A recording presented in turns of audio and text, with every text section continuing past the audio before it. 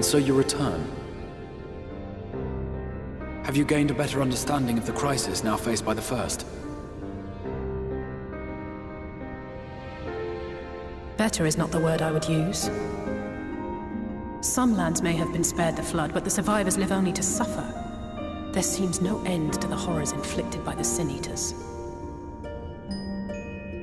Indeed.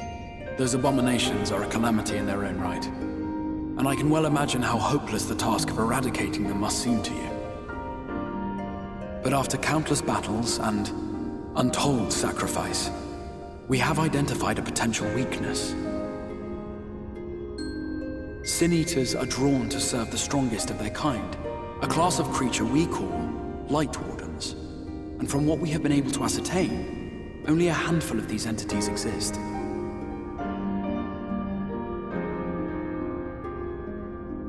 Just as an ant colony will perish in the absence of its queen, we believe that the death of a Lightwarden will cause the lesser creatures within its sphere of influence to disperse.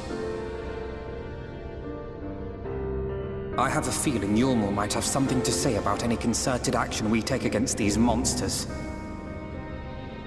Vorthra's command over the Sin Eaters is integral to Yulmoran society.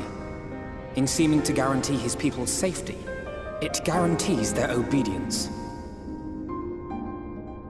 He will not take kindly to us depriving him of such useful allies.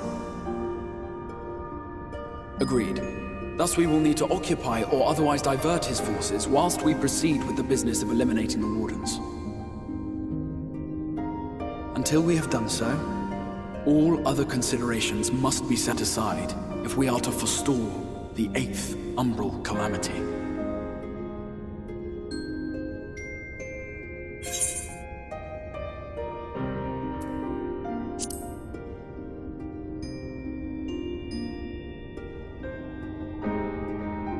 Your uncertainty is understandable given the circumstances.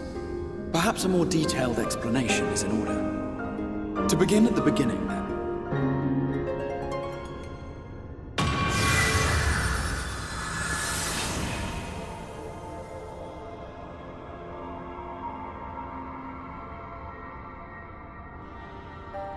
In the ancient past, a single star was divided into 14 worlds. This is the source, your home. These others are the 13 shards, in whose number we find the first. Though physically separate, they retain a connection to each other, and with the source especially. Now, let us assume that a given element in one of the shards attains abnormal ascendancy.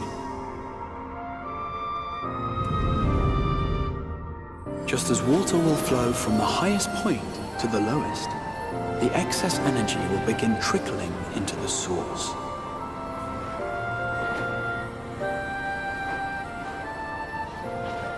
And such an influx of ether will of course exert a palpable influence.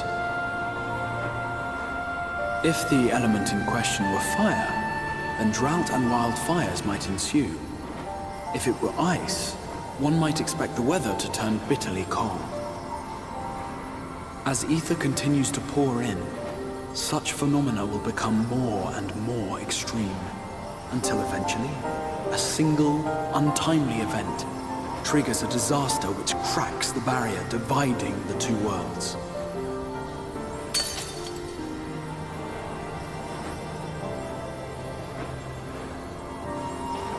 What was once a trickle now becomes a deluge, sweeping the shard along to be rejoined with the source. At the same time, the element which held sway in the shard is unleashed in full, its energies amplifying the original disaster to truly catastrophic proportions. An earthquake thus magnified might strike with enough force to shatter continents. A tidal wave might swell to a size capable of drowning entire nations. These devastating events are what we refer to as umbral calamities. 7 times has a calamity befallen the source. 7 times has a shard been absorbed.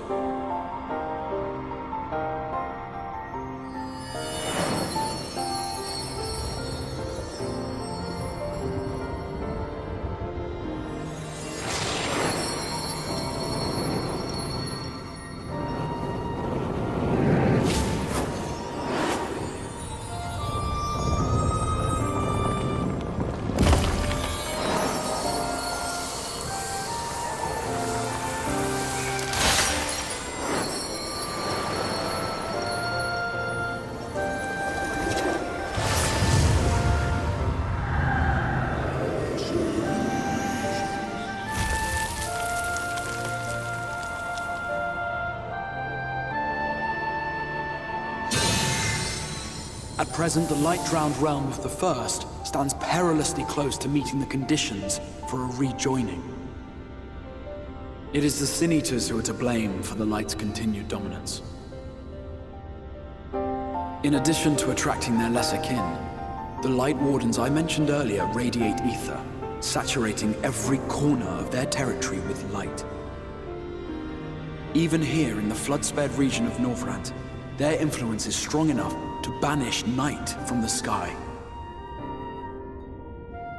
Thus, if we are to restore balance to the First and head off a potential calamity, it is imperative that we put each and every Lightwarden to the sword.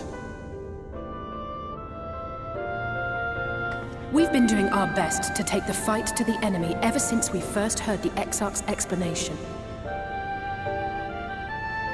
Though we have yet to claim any meaningful victories if truth be told. Apart from being confoundingly elusive, the Lightwardens possess a troublesome quality which compelled us to delay our plans until such time as you arrived.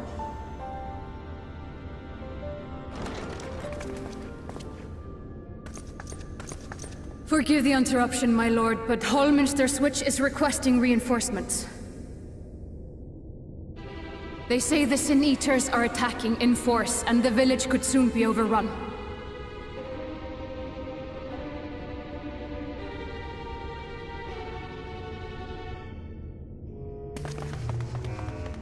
Alert the guard. We should be prepared in case the fighting reaches the Crystarium. You have command of our forces in the field, Captain, but hold off on entering the town until I arrive. That goes for Alphino and Alize as well.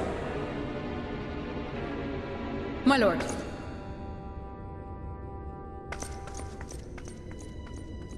Pray, lend us your strength.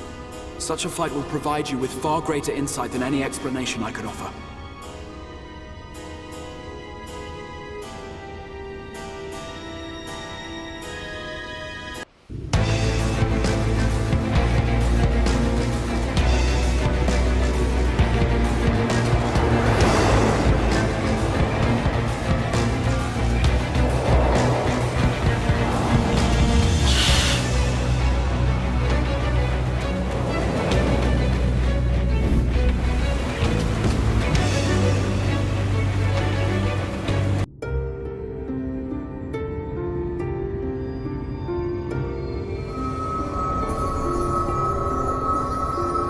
It's releasing its ether! Fall back!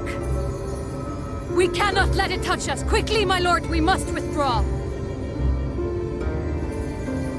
That will not be necessary, Captain. Though I appreciate your concern. The eternal light of these creatures has confounded us for nigh on 100 years. For each we have put down, another has risen up in its place, born of the self-same ether relinquished by its predecessor.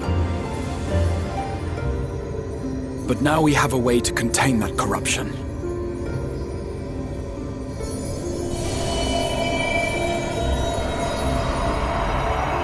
The blessing of light, and the hero who wields it now stands before you.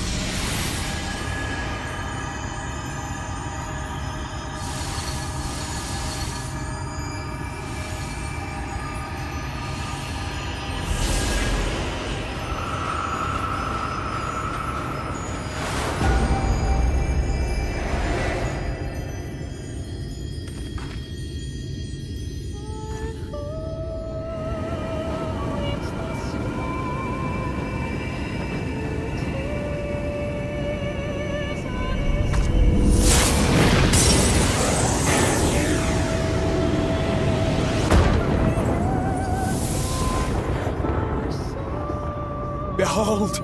The monster's power is broken, and the world, twisted by its touch, returns to its rightful form.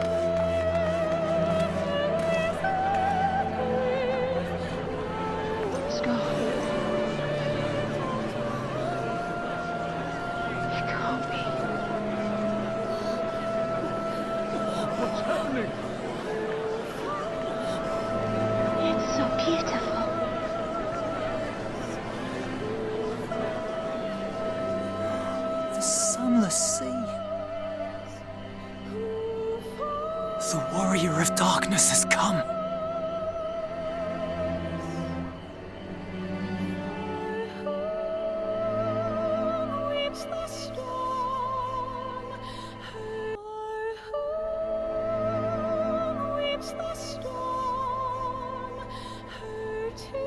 Is that what I think it is? The night sky. As it should be. Who are you people? You killed a warden, then bathed in its ether as if it were a spring shower, and now the sky? The legends are true.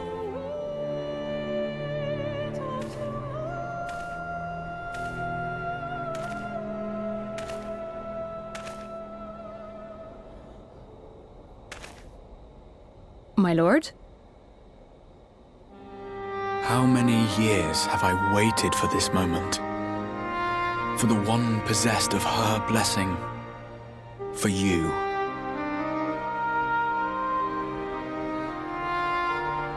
You have vanquished the Lightwarden of Lakeland, and for the first time in a century, darkness has returned to the mantle of night. Without the ever-present light to sustain them, the Sin-Eaters will have no choice but to retreat. Yet our victory is far from complete. Though darkness has fallen here, the other wardens yet bask beneath burning skies, feasting upon what little life remains. Even should it cost me all I have, I would see each and every one of them slain, that this world might be spared from oblivion. Not only for the first, but for the source as well. Save one, and we save the other. But, be that as it may, I concede it was wrong of me to summon you to this fight against your will. I swear, on my life, I will one day atone for that deed, but for the present, I beg you, stay and see this fight to its conclusion. Cast down the Wardens and restore darkness to the first.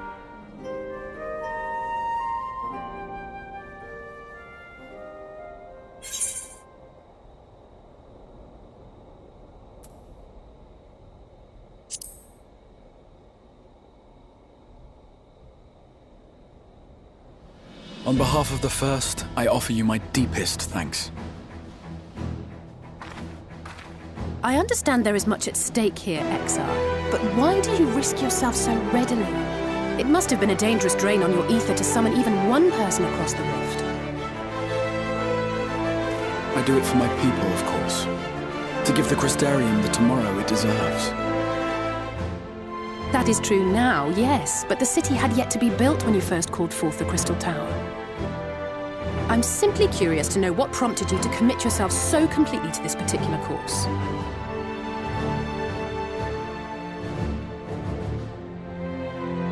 There are things which we can ill afford to lose. And I sensed from the first that I had a part to play in preserving them.